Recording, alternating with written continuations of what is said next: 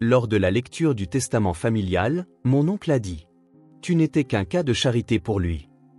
Mon cousin Harry. Il te supportait uniquement par pitié. » Je suis restée silencieuse. Puis l'avocat a levé une clé USB et a dit « Il a laissé un dernier message, mais seulement pour elle. » Quand il l'a lancé, tout le monde s'est figé. Avant de commencer l'histoire, n'oubliez pas de laisser un like et de vous abonner à la chaîne pour voir plus d'histoires comme celle-ci. Lors de la lecture du testament de mon grand-père, mon oncle s'est penché vers moi, a baissé la voix et a dit « Tu n'étais que son œuvre de charité. » Je l'ai ressenti comme une gifle.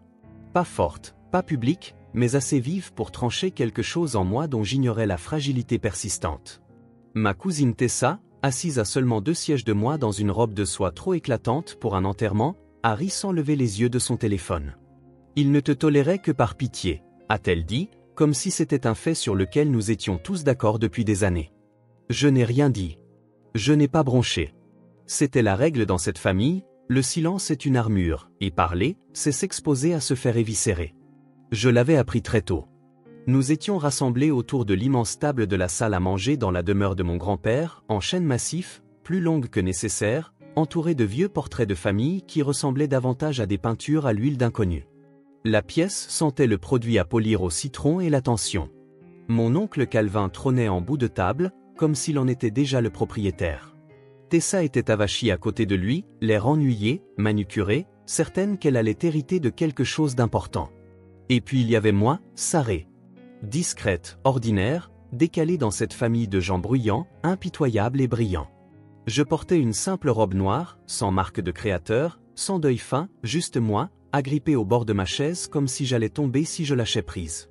J'étais venu parce que je pensais que c'était mon devoir, pas parce que j'attendais quoi que ce soit. Mon grand-père, Howard Monroe, m'avait élevé après la mort de mes parents, mais il n'avait jamais été chaleureux. Il était structuré, efficace. Il m'a offert un toit, de la nourriture et l'accès à ses tuteurs privés, mais jamais d'affection, jamais dit qu'il m'aimait. Et pourtant, une petite partie stupide de moi espérait qu'il y avait une raison pour laquelle il m'avait accueilli, quelque chose de plus que le simple devoir. L'avocat s'éclaircit la gorge. Il s'appelait Maître Blanchard. Costume impeccable, voix calme, attitude pragmatique. Il travaillait pour notre famille depuis toujours, l'un des rares à me traiter avec une forme élémentaire de respect. Il commença à lire le testament, et je me préparais à ce que je savais inévitable. Calvin héritait de l'immobilier, des actions, des voitures de collection. Tessa recevait un fonds fiduciaire et les bijoux ayant appartenu à notre arrière-grand-mère. Le ton était professionnel, dénué d'émotion. J'attendis mon nom. Rien. Puis Maître Blanchard marqua une pause, juste une seconde, assez pour que l'atmosphère dans la pièce change. Il y a un dernier élément, dit-il en me regardant droit dans les yeux. Votre grand-père a enregistré un message personnel. Il ne doit être écouté que par une seule personne, Sarée Monroe. Toutes les têtes se tournèrent. Quel genre de message ? Demanda Calvin, le ton immédiatement défensif. Un message vidéo, répondit Maître Blanchard en sortant une petite clé USB argentée d'un étui en cuir. Il l'a enregistré peu avant son décès. Il a été très clair, il ne doit pas être partagé, discuté ou rejoué dans cette pièce sans le consentement de Sarée. Tessa leva les yeux au ciel. Vous plaisantez ? Il lui a laissé une vidéo ? C'est tout ce qu'elle obtient ? Calvin ne rit pas. Il me regarda comme si j'avais volé quelque chose. Et toujours, je ne dis rien. Je fixais simplement la clé USB. Mes mains étaient posées sur mes genoux, serrées si fort que je ne sentais plus mes doigts. J'ignorais ce que le message contiendrait. Une partie de moi ne voulait pas l'entendre. Pas devant eux. Pas s'ils confirmaient ce qu'ils disaient, que je n'avais jamais été plus qu'une ombre dans cette maison. Mais quelque chose dans l'expression de Maître Blanchard me retint. Il ne me regardait pas avec pitié. Son regard était assuré, comme si cela avait de l'importance, comme s'il savait que c'était important. Je hochai la tête une fois. Il inséra la clé USB dans l'ordinateur portable. La pièce devint silencieuse. Pas un silence respectueux, un silence méfiant. On pouvait sentir tout le monde retenir son souffle, attendant un signe que c'était une blague, que j'allais encore être humilié. Puis l'écran s'anima. Le visage de mon grand-père apparut, pâle, fatigué, mais ses yeux étaient clairs. Et les premiers mots qu'il prononça furent « Sarée, si tu entends ceci, c'est que je suis déjà parti. Mais il y a des choses que tu dois savoir. » La pièce entière se figea. Grandir dans la famille Monroe, c'était comme vivre dans une maison où l'on était toujours à une erreur près de devenir invisible. C'était grandiose, rempli de lustres, de musique de piano au dîner, et d'invités qui portaient des vêtements de marque comme des armures. De l'extérieur, tout semblait impeccable. À l'intérieur, c'était froid. Je m'appelle Sarah Monroe. Je ne suis pas né dans cet héritage. Mes parents, Rebecca et James, sont morts dans un accident de voiture quand j'avais 12 ans. Il n'y avait plus personne pour me recueillir. Alors mon grand-père, Howard Monroe, est intervenu. Il n'a pas dit grand-chose le jour où il m'a amené dans sa demeure. Il m'a juste tendu la clé d'une chambre d'amis et a dit « Rends-toi utile ». C'était un homme de système. Il aimait ses matins calmes, ses journaux repassés et sa famille sous contrôle. Il a payé mes études, m'a nourri, n'a jamais élevé la voix. Mais il ne m'a jamais appelé sa petite fille. Pas une seule fois. La seule fois où je l'ai vu sourire, c'est quand ma cousine Tessa a été acceptée dans une académie privée hors de prix. Elle était le genre de fille dont le nom était brodé sur ses vêtements, qui levait les yeux au ciel en parlant aux employés, qui ne m'adressait la parole que lorsqu'elle avait besoin que quelqu'un la couvre. Son père, Calvin, mon oncle, ne valait pas mieux. Il dirigeait l'empire commercial Monroe depuis que mon grand-père s'était retiré, et dès mon arrivée, il m'a fait comprendre que je n'étais pas de la famille.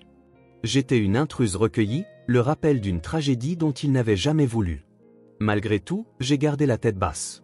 J'ai étudié dur, j'ai obtenu mon diplôme en avance, j'ai fait des petits boulots pendant les étés pendant que Tessa voyageait en Europe et que Calvin achetait des maisons au bord d'un lac qu'il n'utilisait jamais. J'étais reconnaissante, même quand ça faisait mal. Je me disais que peut-être, si je restais assez longtemps discrète, ils finiraient par me voir, vraiment me voir. Mais ils ne l'ont pas fait. Même après avoir déménagé à 21 ans, j'envoyais des cartes d'anniversaire à mon grand-père, je lui rendais visite quand je pouvais, j'apportais des courses quand je savais que le personnel était en congé. Il ne l'a jamais demandé, ne m'a jamais remercié non plus. Il hochait simplement la tête une fois et retournait à ses mots croisés. Quand il est décédé, je n'ai pas pleuré comme je le pensais. J'ai eu l'impression que quelque chose d'ancien s'était enfin éteint. Les funérailles étaient de bon goût, coûteuses, pleines de gens qui le qualifiaient de légende et de force de la nature. Je me tenais au fond, non pas parce que je me cachais, mais parce que personne ne m'a offert de siège près de la famille. Non que j'en attendais un. 2 semaines plus tard, j'ai reçu l'email de Maître Blanchard, l'avocat de la famille. Formel, comme toujours. Il demandait ma présence à la demeure Monroe pour la lecture du testament. J'ai hésité à y aller. Je savais déjà ce qui allait se passer. Calvin aurait tout, Tessa en aurait assez pour rester suffisante pendant encore 10 ans. Moi, j'aurais une tape sur la tête et un mot gentil, si j'avais de la chance. Pourtant, je me suis présenté. J'ai mis une robe noire que j'avais portée une fois à un dîner de boursiers. Je me suis maquillé comme une armure, j'ai attaché mes cheveux en arrière. Sans fioriture, sans place pour l'espoir. Quand je suis entré dans la demeure, tout semblait identique. Même parquet sombre, même odeur de cuivre poli et de fleurs fanées. Les tableaux au mur observaient, comme s'ils attendaient que quelqu'un les déçoive. Maître Blanchard m'a accueilli à la porte. Il était poli, son visage impénétrable. Calvin était assis au bout de la table, sa Rolex accrochant la lumière alors qu'il tapotait le bois avec impatience. Tessa faisait défiler son téléphone comme si tout cet événement était une perte de temps. Personne n'a levé les yeux quand je suis entré. Personne ne m'a salué. J'ai pris un siège vers le milieu de la table, pas assez près pour prétendre que j'appartenais à ce cercle, mais pas assez loin pour avoir l'air de me cacher. Je n'étais pas là pour mendier quoi que ce soit. Je voulais juste entendre les derniers mots de l'homme qui m'avait élevé, même si ces mots ne m'étaient pas destinés. Les chaises grincèrent. Maître Blanchard ouvrit le dossier, et tout ce que je pensais savoir sur cette famille commença à se fissurer. La lecture du testament commença comme une transaction. Pas de larmes, pas de sentimentalisme, juste la voix calme de Maître Blanchard tranchant le silence de la pièce. Je restais parfaitement immobile tandis qu'il dépliait les documents juridiques devant lui et commençait à lire. À mon fils, Calvin Monroe, commença-t-il, je lègue la pleine propriété du portefeuille immobilier Monroe, le chalet d'Eastwood et le contenu de mon coffre-fort à la First Federal Bank. Calvin ne réagit pas. Il resta les bras croisés, comme s'il s'y attendait depuis toujours. Il eut un petit hochement de tête satisfait, comme s'il ne faisait que confirmer ce qu'il considérait déjà comme sien. Maître Blanchard continua, « À ma petite fille, Tessa Monroe, je lègue les bijoux de famille, le contenu du garde-meuble d'Aspen et les actifs restants du Livingston Trust. » Tessa leva les yeux de son téléphone juste assez longtemps pour afficher un sourire narquois. Elle me jeta un bref coup d'œil, la bouche tressautant comme si elle voulait rire. Elle n'en avait pas besoin. Le message était clair. Calvin obtenait le pouvoir, Tessa obtenait le clinquant. Et moi, eh bien, j'attendais. Maître Blanchard marqua une pause, tournant à la dernière page. Mon cœur se mit à battre la chamade. Je m'étais dit de ne rien attendre, mais ça faisait quand même mal d'être assise là, à attendre, comme une étrangère qui serait entrée par hasard. Il y a une dernière instruction, dit-il, son ton changeant très légèrement. Howard Monroe a laissé un message personnel, un enregistrement vidéo. Il est adressé uniquement à Sarah Monroe. C'est alors que Calvin tourna lentement la tête. Son expression ne changea pas, mais ses yeux se plissèrent. Tessa arrêta de faire défiler son écran. « Quel genre de message ?» demanda Calvin. Sa voix était calme, mais tendue. « Une vidéo ?» dit Maître Blanchard. Il l'a enregistrée durant la dernière semaine de sa vie. Il a été très précis, elle ne doit être ni partagée ni discutée. Elle est pour Sarah, et Sarah seule. Un message, répéta Tessa, le mot dégoulinant de sarcasme. C'est tout ce qu'elle obtient ? Même pas un souvenir. Elle faisait à peine partie de la famille, ajouta Calvin. Il lui a donné un toit, l'a nourri. Ça aurait dû suffire. Je ne dis pas un mot. Je gardais les yeux fixés sur la table devant moi, traçant les veines du bois du bout des doigts comme si cela pouvait me garder ancré. Je crois que les instructions de M. Monroe doivent être respectées, dit Maître Blanchard en brandissant une clé USB argentée. Le message peut être lu maintenant, mais seulement si Sarah y consent. Calvin se pencha en arrière, souriant comme s'il savait déjà ce qui allait arriver. Allez-y, alors, dit-il. Écoutons ce que le vieil Howard avait à dire à sa petite œuvre de charité. Tessa renifla. Je vous jure, si c'est un discours sur le travail acharné et le courage, je m'en vais. Je sentais leurs mots tenter de me transpercer, mais je refusais de réagir. C'était le seul pouvoir que j'avais jamais eu dans cette famille, ne pas leur donner la satisfaction de me voir craquer. Je hochai la tête une fois. Maître Blanchard brancha la clé USB. La pièce devint silencieuse. Personne ne bougeait, personne ne s'éclaircissait la gorge. Même l'air semblait immobile, comme si la maison retenait son souffle. L'écran s'illumina. Le visage de mon grand-père apparut, plus mince que dans mon souvenir, mais ses yeux étaient vifs. Il portait son habituel pull bleu marine et regardait droit dans la caméra. « Sarah, commença-t-il, si tu vois ceci, c'est que je suis parti. » Le son de sa voix emplit la pièce, et tout changea. Personne ne parlait. Le sourire narquois de Calvin s'effaça. Tessa se redressa sur sa chaise. Il ne semblait pas fatigué. Il ne semblait pas formel. Il ressemblait à un homme qui avait quelque chose de vrai à dire. « Je n'ai jamais beaucoup parlé de mon vivant, » continua-t-il, « mais il y a des choses que tu dois entendre. Des choses que j'aurais dû te dire il y a longtemps. » J'étais assise, figée. Mes paumes étaient moites, ma mâchoire serrée. Je ne savais pas ce qui allait venir, mais je pouvais déjà en sentir le poids. De l'autre côté de la table, les yeux de Calvin se tournèrent vers moi. Il n'avait plus l'air suffisant. Il avait l'air méfiant. Et juste comme ça, le pouvoir dans la pièce avait basculé. Pour la première fois de ma vie, tout le monde était silencieux, et ils écoutaient tous quelque chose qui n'était destiné qu'à moi. Je ne me souviens pas d'avoir respiré pendant la lecture de la vidéo. Mon grand-père regardait droit dans la caméra, mais j'avais l'impression qu'il me regardait directement, moi. Comme s'il avait attendu toute sa vie pour enfin parler librement. « Sarah, tu n'as jamais été censée être un fardeau, » dit-il. « Tu as été la seule à ne jamais rien demander. » J'entendis quelqu'un bouger derrière moi. Tessa croisa les bras. Calvin semblait mal à l'aise maintenant. Je restai immobile. « Tu avais 12 ans quand tu es arrivé ici, » poursuivit mon grand-père. « Tes parents étaient partis. Je n'étais pas prêt pour un autre enfant dans la maison, surtout après tout ce qui s'était passé avec la mère de Calvin. Mais je t'ai recueilli parce que ton père était aussi mon fils. Même si je ne l'ai jamais reconnu publiquement. » Mes mains agrippèrent les côtés de la chaise. Je sentais mon pouls dans mes oreilles. Il y avait un bourdonnement, mais je ne détournai pas les yeux de l'écran. « Oui, Sarah. Ton père, James Monroe, était mon fils. Je l'aimais, mais il n'était pas né dans le mariage. C'était les années 60, les choses étaient différentes. J'étais jeune, stupide et j'avais peur de ruiner le nom des Monroe. J'ai fait une erreur. J'ai laissé la société dicter quel genre de père j'avais le droit d'être. » Un hoquet de surprise s'échappa de Tessa. Calvin ne dit rien, mais son visage devenait rouge. Je n'ai pas élevé James. Je lui ai manqué. Et quand il est mort, j'ai vu une seconde chance en toi. Je ne pouvais pas dire les mots. Je ne savais pas comment être ouvert. Mais j'observais. Je te voyais tous les jours. Je voyais à quel point tu travaillais dur. Je t'ai vu faire passer cette famille en premier alors que personne n'a jamais fait la même chose pour toi. Mes yeux brûlaient, mais je retins mes larmes. Je ne pouvais pas pleurer ici. Pas encore. Pas devant eux. Tu as couvert Calvin quand il a pris des fonds de l'entreprise pour renflouer cette start-up ratée. Je suis au courant. Tu as payé une partie des frais de silence du comptable avec ton propre fonds universitaire. Un bruit sec.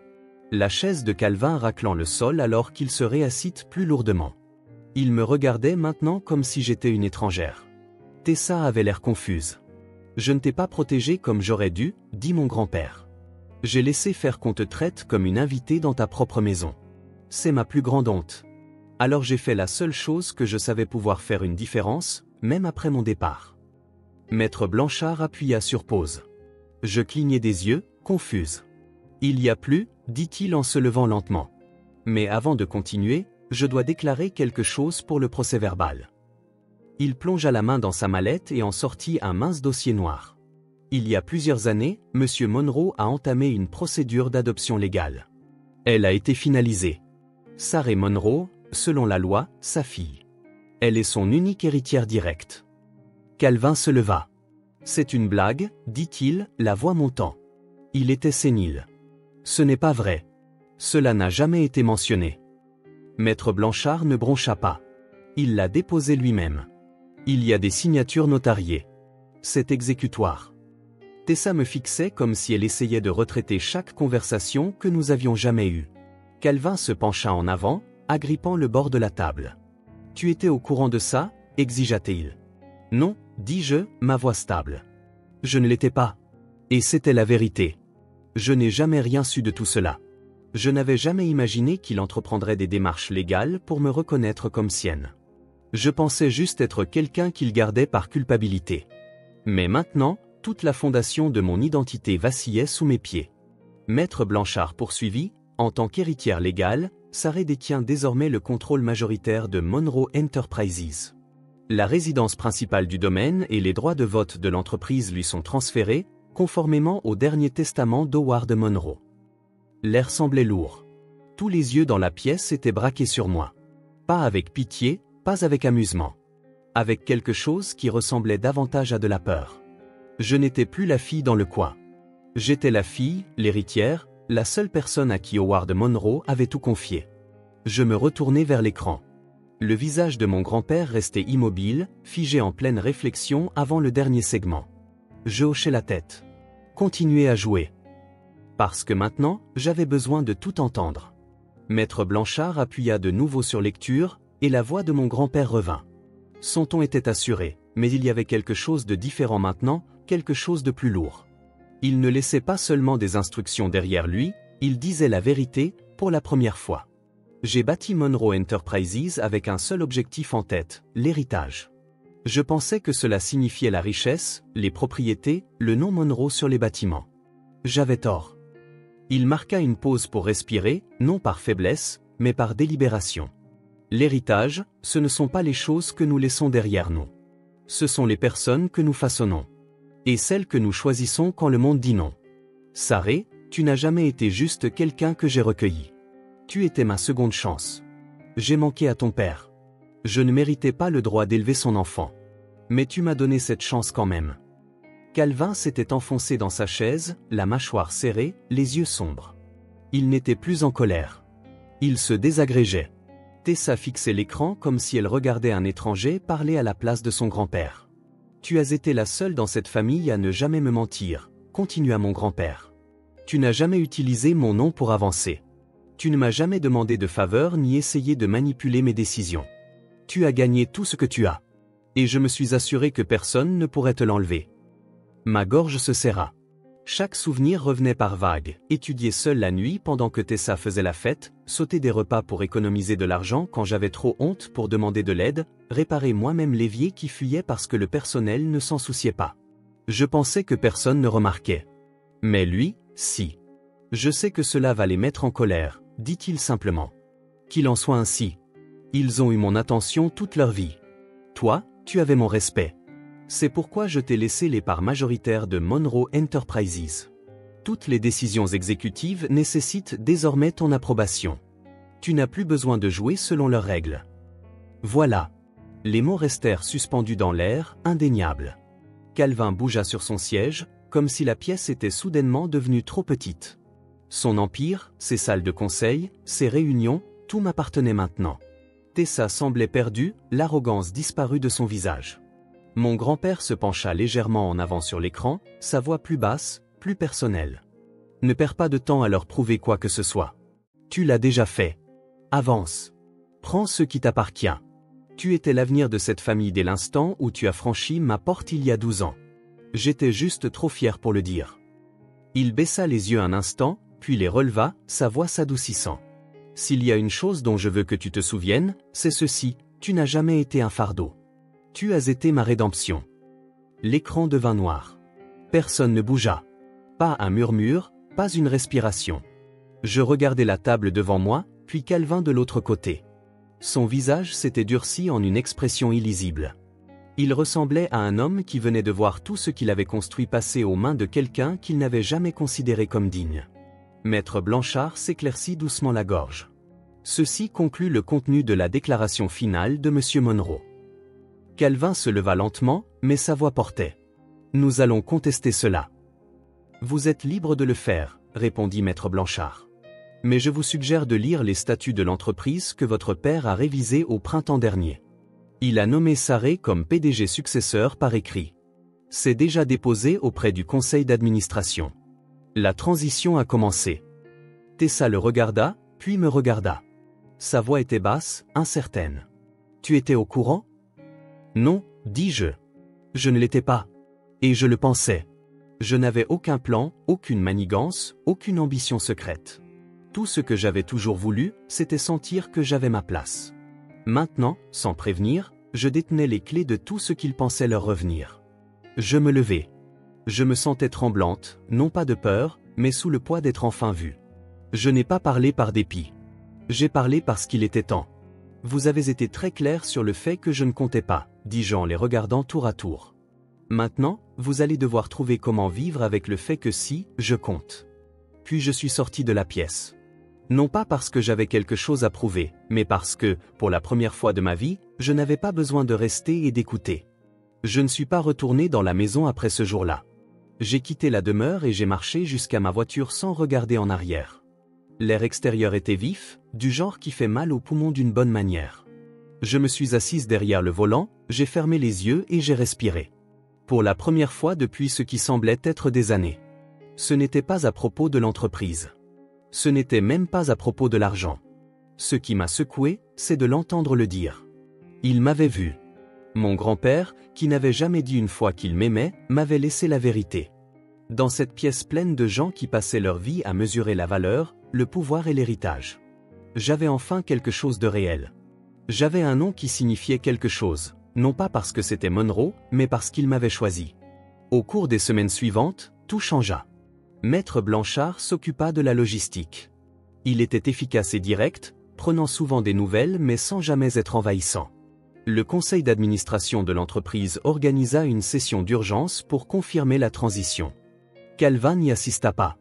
Il envoya son avocat à la place, qui livra une pile de documents tentant de geler le transfert de contrôle. Cela échoua. Howard Monroe avait été méticuleux. Tessa publia un message vague sur les réseaux sociaux à propos de trahison et de politique familiale. Je n'ai pas répondu. Je n'en avais pas besoin. Elle appela une fois, laissa un message vocal qui commençait par une fausse gentillesse et se terminait par un ressentiment amer. Je l'ai effacé. J'ai déménagé dans un appartement plus petit, plus près du bureau. Non pas parce que je devais le faire, mais parce que je voulais un espace qui soit mien. Pas de portraits sculptés, pas de tapis anciens. Juste des lignes épurées, une lumière ouverte et le son de ma propre voix quand je parlais à voix haute.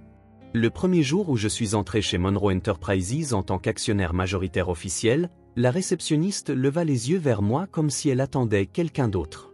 J'ai donné mon nom et j'ai vu ses yeux s'écarquiller légèrement avant qu'elle ne se lève pour m'ouvrir. le bureau était plein de gens qui ne connaissaient mon nom que de loin. Je pouvais sentir la curiosité, le doute, les calculs silencieux. Mais j'ai continué à marcher. Je me suis souvenu de ce qu'il avait dit, ne perds pas de temps à leur prouver quoi que ce soit. Je n'étais pas là pour impressionner qui que ce soit. J'étais là pour diriger. En privé, je portais encore des questions. Pourquoi ne me l'avait-il pas dit plus tôt? Pourquoi ne m'avait-il pas traité différemment de son vivant? Pourquoi a-t-il fallu la mort pour être enfin reconnu? Je n'ai pas toutes les réponses. Je ne les aurai probablement jamais. Mais j'apprends à vivre avec ça. Un mois après la lecture du testament, j'ai visité sa tombe. Je n'ai pas apporté de fleurs, juste une lettre que j'avais écrite la veille. Elle n'était pas pleine de pardon ni d'amertume. Elle était honnête. Je l'ai remercié d'avoir enfin dit la vérité. Je lui ai dit que je prendrais soin de ce qu'il avait laissé derrière lui. Pas pour son héritage, mais parce que je savais comment reconstruire les choses brisées. Je l'avais toujours su. J'ai laissé la lettre au pied de la pierre tombale et je suis resté là jusqu'à ce que le vent se lève. Puis j'ai tourné les talons et je suis parti. Parfois, j'entends encore leur voix, les moqueries de Calvin, le rire de Tessa, l'écho d'un millier de petits dédains qui s'étaient accumulés au fil des ans. Mais ils ne piquent plus de la même manière. Je ne bronche pas. Je ne me recroqueville pas. J'ai construit ma propre voix maintenant. Je l'utilise dans les réunions, les salles de conseil, dans les endroits où les gens détournaient autrefois le regard. Je ne suis plus la fille silencieuse dans le coin. Je suis la fille d'Howard Monroe. Pas seulement de nom, mais de droit. Et plus que cela, je suis sarré. Pleinement, sans excuse. La leçon de tout cela est simple. Parfois, les personnes qui vous blessent le plus sont celles qui ne vous ont jamais vraiment vu. Mais quand quelqu'un le fait enfin, quand quelqu'un choisit de vous laisser la vérité au lieu de simples choses, cela change tout. Cela n'efface pas la douleur, ne répare pas le passé. Mais cela vous donne le pouvoir d'écrire vous-même la suite.